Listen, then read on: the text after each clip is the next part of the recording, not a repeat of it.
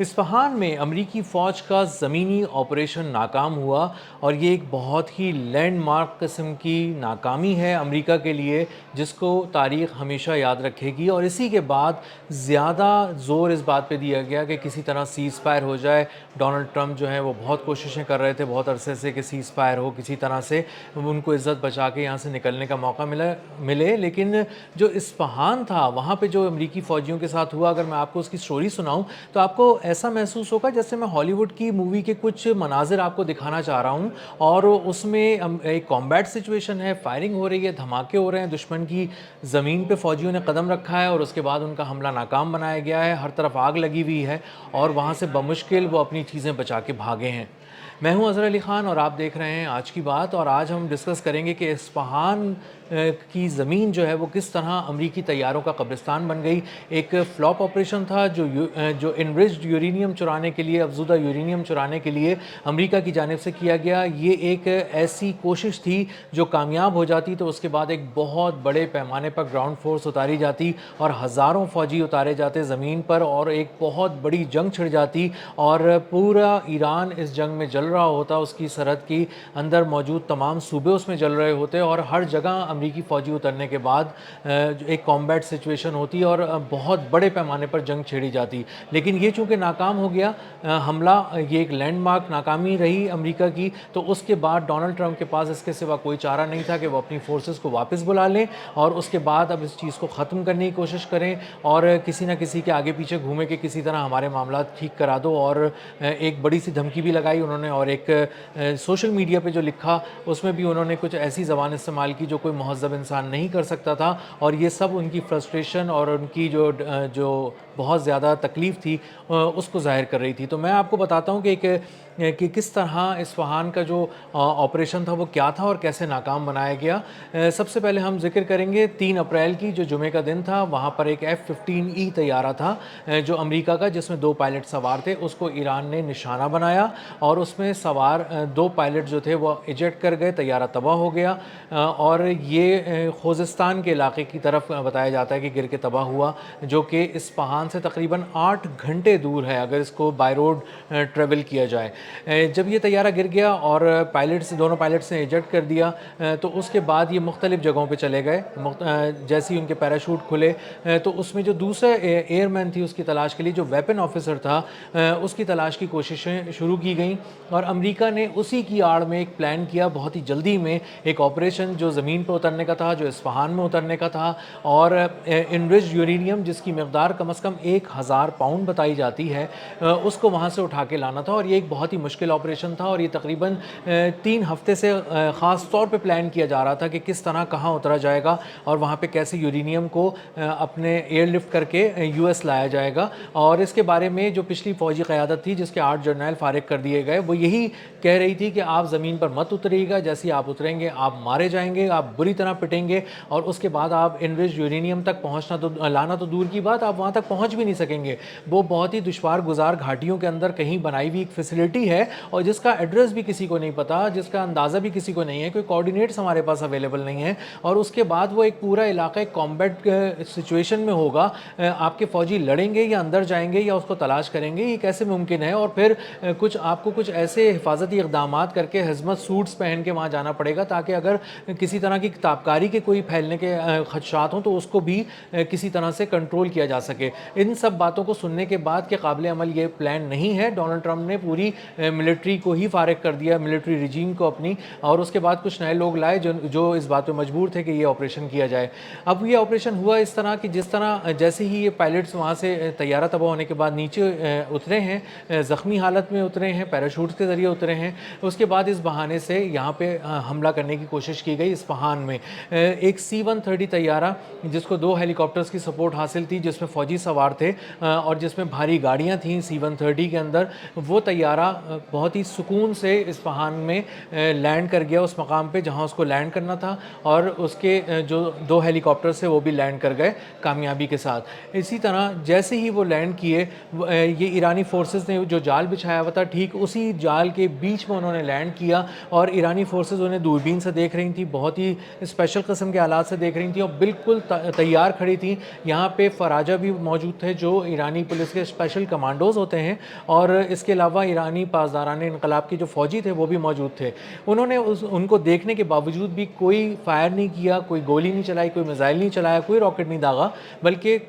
انتظار کیا کہ ان کی تھوڑی سی اور فورس یہاں پہنچ جائے, اور ایسا ہی ہوا. ایک اور C-130 طیارہ بہت ہی لو فلائٹ کرتا ہوا ابھی زمین پر اترا بھی نہیں تھا, 2 ہیلی کاپٹرز کے ساتھ وہ بھی پہنچا کہ پہلا فائر ایرانی فورسز کی جانب سے کیا گیا جو اس کے لیفٹ پر پہ لگا, اور وہاں سے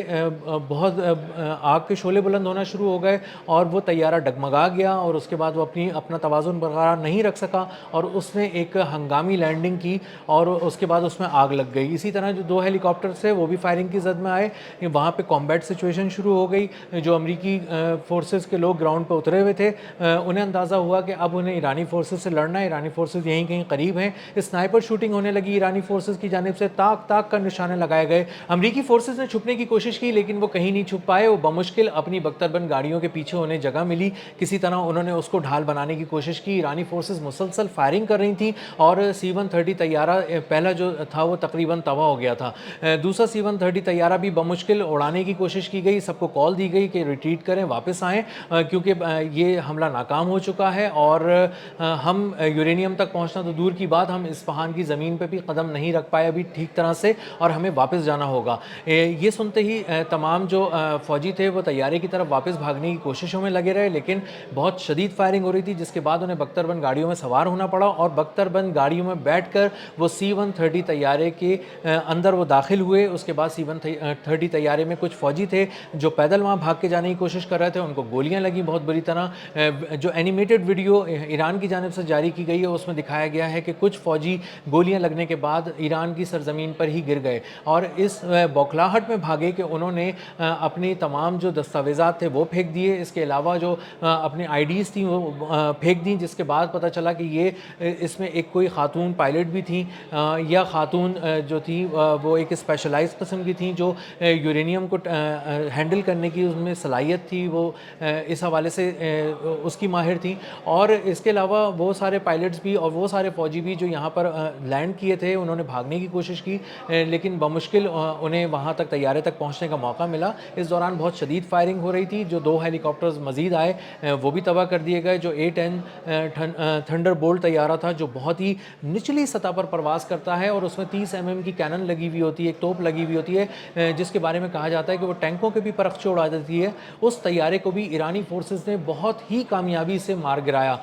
وہاں پر امریکی جو طیارے تھے ان کا قبرستان بن گیا. جو ایران نے بتایا ہے, جو نمبرز دیے ہیں وہ یہ ہیں کہ وہ تقریباً 12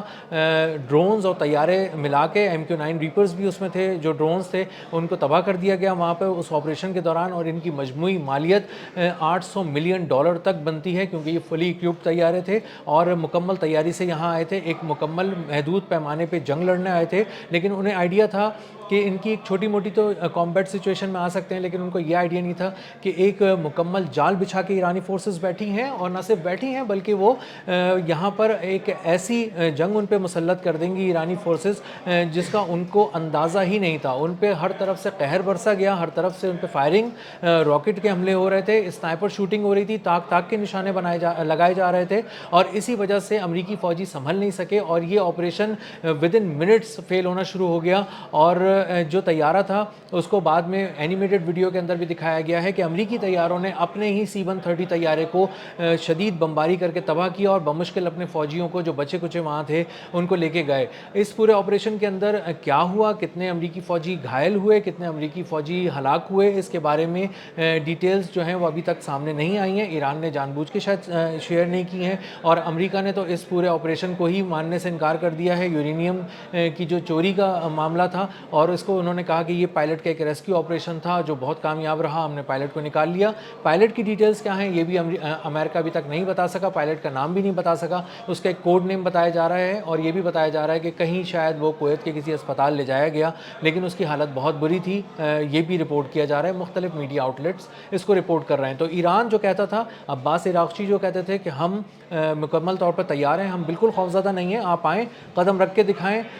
تابوت ساتھ لے کر آئیے گا, آپ واپس نہیں جا سکیں گے. یہ ایران نے ثابت کر دیا, اور اس ایک لینڈ مارک ناکامی کے بعد امریکہ کے لیے یہ ایک ایسا سبق تھا کہ ڈونلڈ ٹرمپ کو سمجھ آ گیا کہ اب ان کے پاس کوئی چارہ نہیں ہے، گراؤنڈ پہ فورسز نہیں اتر سکتی. اب اگر گراؤنڈ پہ کوئی امریکی فوجی اترا، اس نے ایران کی سرزمین پہ قدم رکھا تو اس کے پرخ چوڑ جائیں گے، وہ غائب ہو جائے گا، واپس کبھی نہیں آ سکے گا. اور یہی وہ ساری باتیں تھیں جو امریکی فوج بتا رہی تھی مسلسل اپنی بریفنگز میں بھی ڈونلڈ ٹرمپ کو، لیکن ان کا شوق پورا نہیں ہو رہا تھا. اور ڈونلڈ ٹرمپ اسی کوشش میں تھے کہ کسی طرح اپنے فوجیوں کو، چاہے وہ مریں چاہے بچیں، لیکن وہ کسی طرح ایرانی سرزمین پر اتار دیں تاکہ ان کا یہ شوق پورا ہو جائے. اور ان کو یہ بھی کسی طرح سے، اگر یہ کسی درجے میں بھی کامیاب ہو جاتا ہے تو یہ بات سامنے آ جائے کہ ڈونلڈ ٹرمپ وہ واحد یو ایس پریزیڈنٹ تھے جن کے ہوتے ہوئے یہ ایک تاریخی آپریشن ہوا جس میں گراؤنڈ فورسز اتنی انویژن ہوئی، گراؤنڈ انویژن ہوئی، اور کامیابی سے یورینیم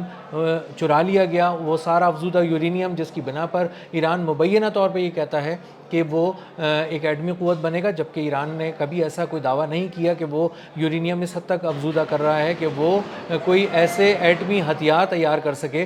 جو وہ کسی ملک کے خلاف وہ استعمال کرے. تو یہ ایک ناکام آپریشن، ہالی ووڈ کا ایک فلاپ شو جو ڈونلڈ ٹرمپ کرنا چاہ رہے تھے، مکمل طور پر ناکام ہو گیا، بری طرح ناکام ہو گیا، اور ہمیشہ کے لیے یہ طے ہو گیا کہ یو ایس فورسز اب ایرانی گراؤنڈ پر نہیں اتر سکیں گی. اور یہ ایک ایسا آپریشن ہے جس نے ملٹری کی تاریخ میں بھی یہ لکھ دیا کہ آپ نے ملٹری براس کو فارغ کیا تھا. جو نئی ملٹری براس آئی اس نے آپ کے دباؤ پہ کام کر تو لیا، لیکن ایک ہزیمت ہے، جو ایک کلنک کا ٹیکہ ہے جو امریکہ کے ماتھے پہ لگ گیا، ڈونلڈ ٹرمپ کے ماتھے پہ لگ گیا، اور اب یہ کسی صورت چھپائے نہیں چھپے گا اور اترے نہیں اترے گا. اب تک کے لیے اتنا ہی. ملتے ہیں اگلے ولاگ میں ایک نئی خبر، نئے تجزیے اور نئے زاویے کے ساتھ. اللہ حافظ.